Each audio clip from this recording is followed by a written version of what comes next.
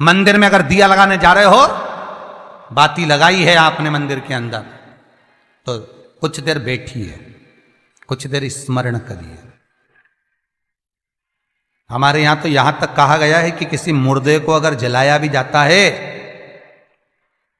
तो कपाल क्रिया तक रुकना पड़ता है कि थोड़ा रुकिए, कोई पीछे से आकर कुछ कर ना जाए। दीप जलाएं, थोड़ी देर रुकिए। और दीप का भी नियम है महाराज, दीप का भी नियम है।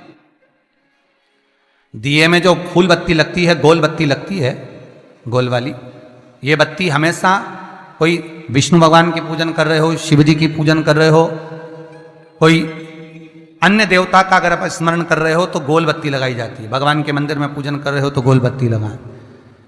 लंबी बत्ती, लंबी वाली जो बत्ती होती है, लक्ष्मी की पूजन में, देवी पूजन में, जितनी भी माताओं की आप पूजन करोगे, जितनी भी देवियों का आप स्मरण करोगे, उसमें लंबी बत्ती का प्रमाण है।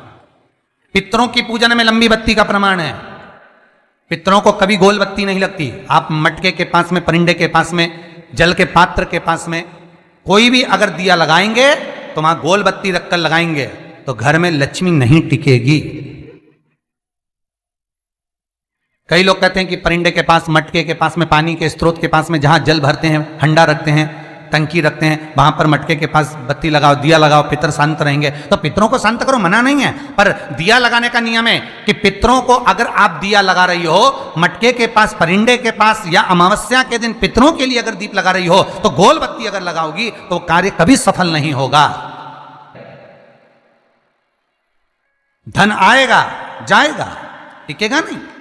इसलिए पितरों के लिए अगर दिया लगाना है, पूर्वजों के लिए दिया लगाना है, पितरों के लिए अगर दीप लगाना है तो लंबी बत्ती लगाइए, लंबी बत्ती। महाराज, लंबी बत्ती का प्रमाण हमारे यहां शास्त्र करते, गोल बत्ती का प्रमाण। और सुंदर चरित्र कहा, यदि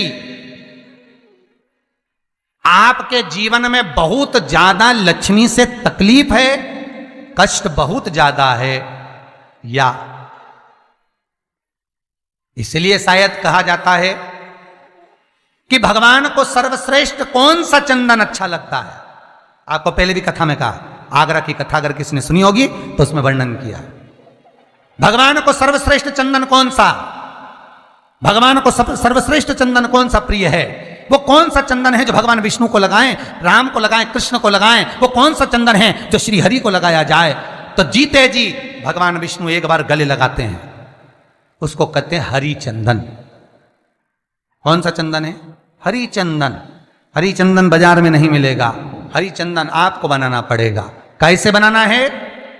तुलसी जब सूख जाए उसकी जड़ को निकाल लिया जाए, वो जड़ को पानी में धो लिया जाए, धोने के बाद उसको सिलबट्टे पर, पत्थर पर घिसा जाए और घिसकर उसमें थोड़ा सा कुंकू, रोली डालकर तैयार कर कर जो भगवान विष्णु के मस्तक पर, कृष्ण राम के मस्तक पर लगा देते हैं और उसकी एक बिंदी अपने हृदय पे लगा लेते हैं। जीते जी भगवान एक बार उसको गले लगाते ही हैं। हरि चंदन प्रियता। जैसे शिव महापुराण में रुद्र चंदन का भाव है, शिव महापुराण में रुद्र चंदन का प्रमाण दिया जाता है। अगर आपने लिंग पुराण पढ़ी हो तो उसका 5वां स्कंद अवश्य पढ़िएगा महाराज। और शिव महापुराण अगर पढ़ रहे हो तो उसका कुमार खंड पढ़िएगा, जिसमें रुद्र चंदन का प्रमाण है। रुद्र चंदन कैसा? रुद्र चंदन का प्रमाण कैसा? तो महाराज कहा, चंदन घिसकर, पीला चंदन घिसकर उस चंदन को 3 मुखी रुद्राक्ष पर लपेट लिया जाता है। 3 मुखी रुद्राक्ष पर उस चंदन को लपेटा जाता है। लपेटोगे उसके बाद उसको ऐसा गोल करोगे तो एकदम चिकना हो जाएगा, एकदम चिकना, ठीक है, एकदम चिकना हो जाएगा।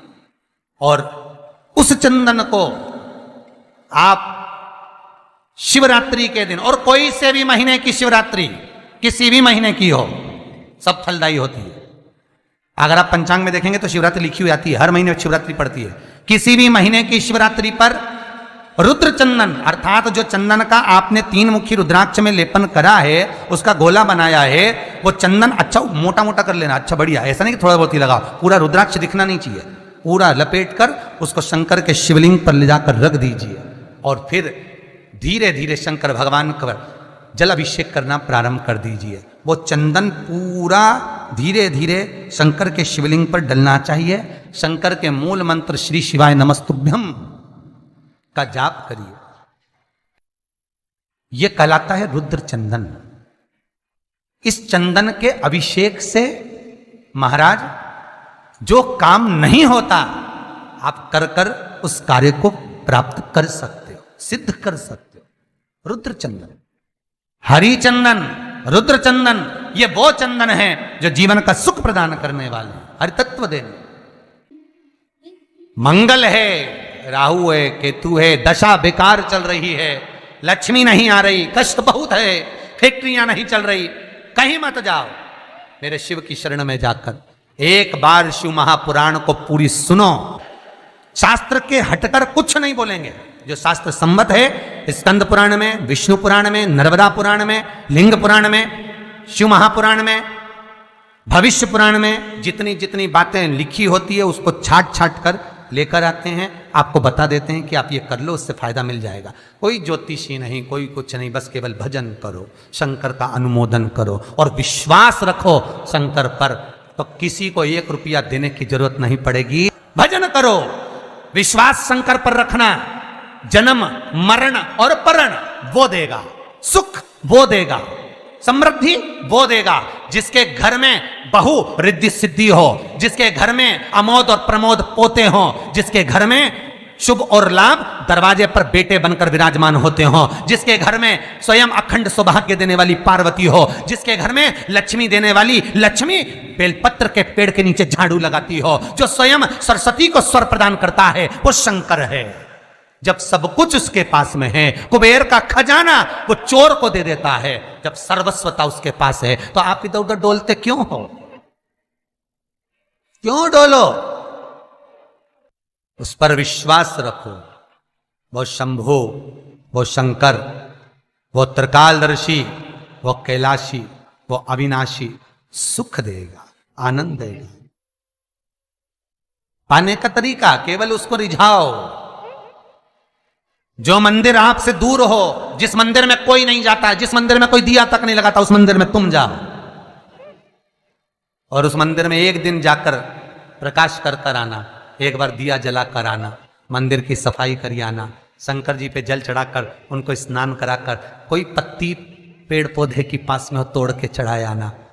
2-4 बार कर कर देखना कितना शांति, कितना धीरज, कितना आनंद, कितनी समृद्धि, कितनी लक्ष्मी मिलती है।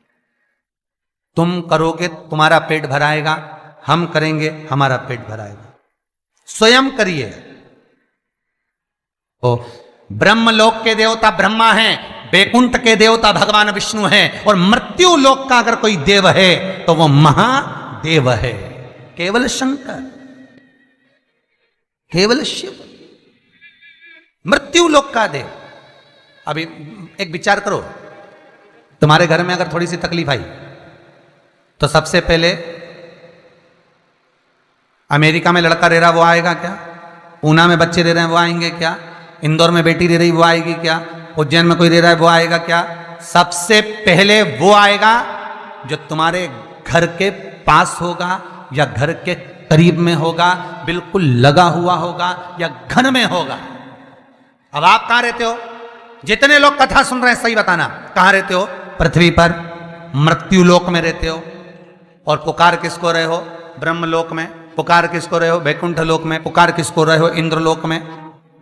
और जो घर के घर में रह रहा है, जो तुम्हारे पास में रह रहा है, जो मृत्यु लोक में रह रहा है, उसको तो बुला ही नहीं रहा। कई लोग कहते हैं मृत्यु लोक, कई लोगों की आदत है